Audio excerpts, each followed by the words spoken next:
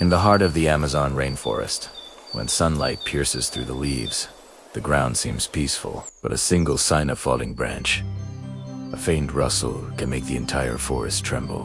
Because somewhere beneath the green canopy lurks a creature that even jaguars, cobras, and birds of prey dare not underestimate. They have no claws, no venomous fangs, yet they wield the most terrifying weapon of all: numbers, discipline, and absolute ferocity. They are the army ants, the most ruthless military force in nature.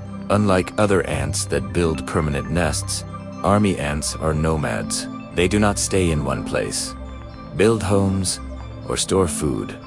They live for one purpose only: to march and to hunt. Each colony may consist of hundreds of thousands, even millions of individuals. Every day, they migrate from one place to another, leaving behind the corpses of every creature too slow to escape. Wherever they go, the wild jungle becomes a battlefield. They devour worms, spiders, roaches, centipedes, baby birds, small snakes, and any living thing that cannot flee. Imagine an army without a general but moving as one single mind. When a scout ant discovers prey just a few meters away, it immediately releases pheromones to mark the trail. Minutes later, hundreds of soldiers surge forward to strike. If the target is large, thousands swarm it at once. They know no fear. A single ant may be smaller than a fingernail, but when thousands bite at the same spot, even a snake writhes helplessly. They clamp their jaws and never let go even when torn apart. Some are cut in half, yet continue biting until death. At night, they do not rest in nests, but form living fortresses, tens of thousands of soldier ants, linking their bodies together to protect the queen and her brood within. It becomes a flexible yet solid sphere, breathing warmth into the darkness, pulsing to the rhythm of a million tiny hearts. An empire sleeps, waiting for dawn to wage war again. When the queen lays eggs, the march halts. She lays thousands daily, birthing the next generation of warriors. Workers feed the larvae and hunt tirelessly to sustain the colony. When the new brood hatches, the army marches again, leaving nothing behind. Scientists who have tracked these colonies for days have summarized their conclusion in one chilling sentence: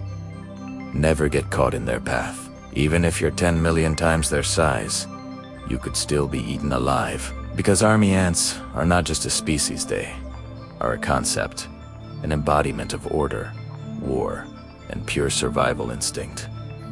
No emotion, no mercy. Strike and you die. Run and you live. Fail to run and you'll become nothing more than scraps in nature's bloody feast. But the jungle does not belong to conquerors alone. In the shadows, other empires are rising quietly, yet no less magnificent. Not far away, a small and seemingly insignificant creature is about to begin her own journey. The queen of the leafcutter ants. After mating, the male dies of exhaustion, leaving all hope resting on her shoulders. She must dig deep underground to survive alone, without help. Her wings become a burden, so she snaps them off with her legs. The pain means nothing compared to the dream of founding an empire. Once buried, she seals herself in eternal darkness. The queen sacrifices her body to lay the first eggs. With no food, she survives by digesting her wing muscles and part of her brain tissue. Before leaving her mother's colony, she had carried a tiny piece of fungus in her mouth, a sacred dowry. To help it grow, she feeds it her unfertilized eggs. When the first workers hatch, they take over the care of the fungus, using bacteria in their mouths to help it thrive. With food secured, the queen lays more eggs. As the colony grows, so does its hunger. The queen eats more to produce stronger larvae, with jaws reinforced by trace metals like zinc and copper, turning them into super efficient workers. The fungus signals chemically which leaves it needs. The leafcutters respond, climbing trees up to 40 meters tall to harvest tender leaves. Their massive jaw muscles, power blade-like mandibles, slicing leaves cleanly. The sound of cutting attracts reinforcements. In optimal conditions, they can strip an entire tree bare in under 20 minutes. There is no laziness in the world of ants. They form neat lines, tirelessly hauling loads up to 10 times their own weight. Labor is their nature, carved into their genes. They constantly refine their technique to harvest faster and smarter. Even when mistakes happen, they never return empty-handed. Living long in darkness dulls their vision, they navigate by scent alone. Obstacles blocking their paths are quickly removed by elite soldiers to keep the routes clear. When the workers return, their efforts are rewarded. Each leaf carefully placed to feed the fungus, which in turn grows white branches, the food for larvae and nourishment for the queen. As the fungus thrives, the workers dig deeper to expand the chambers. Within 6 months, the colony reaches 5 million individuals. With abundant food, the queen becomes a massive egg-laying machine. She eventually retreats from command, but once again must sacrifice herself. Workers bury her in living fungus, keeping her alive under controlled conditions so she can continue laying eggs until her body fails. Meanwhile, the Leafcutter Kingdom flourishes until nature strikes back. Trees, long thought helpless, begin to fight. Some release toxins into their leaves. When the ants bring these poisoned leaves home, the fungus dies. The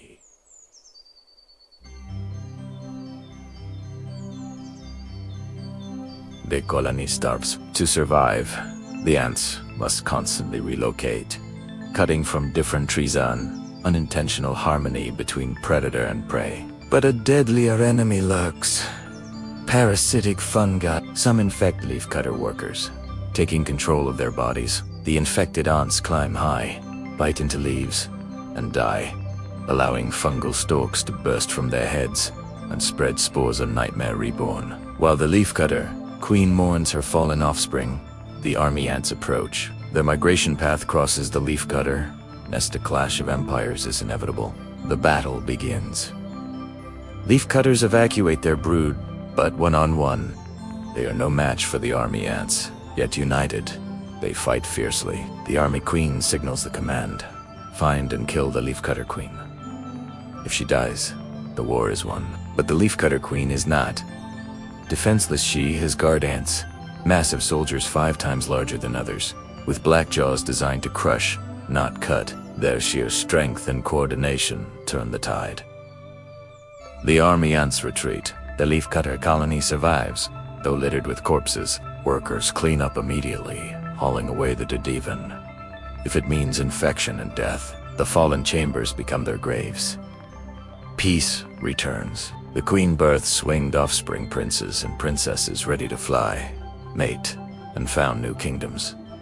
Meanwhile, the army ants regroup. They do not mourn defeat. They march deeper into the forest, shadows twisting through the leaves, sunlight faint above the damp earth. Scouts detect a new signella, black ant nest, suspended in the trees. The queen gives the order. Through invisible pheromone trails, the army mobilizes like a living machine. Thousands climb the trees, forming biological ropes. Above, the black ants stand their ground, but smaller and weaker. They cannot withstand the madness of the army ants. Soldiers bite and fling themselves off branches, dragging enemies down. The fall shatters, the black ants clearing the way for others to devour the remains. Within an ore, the defenses collapse. The nest is torn apart. Fat larvae spill out like treasure. The feast begins. Nothing escapes the hunger of the army ants. They seize everything: eggs, prey, food offered to their queen. That is law. That is loyalty. When a stream blocks their path, they form living bridges, their bodies chained together as comrades walk across. Every ant a link in nature's unstoppable war machine. In a single day, over 30,000 creatures are captured. The Amazon, vast and wild, bears another scar, carved by nature's most brutal army. As night falls, the ants rest under the canopy, building fortresses from their own bodies, once more thousands, interlocking, enclosing the resting queen at the core.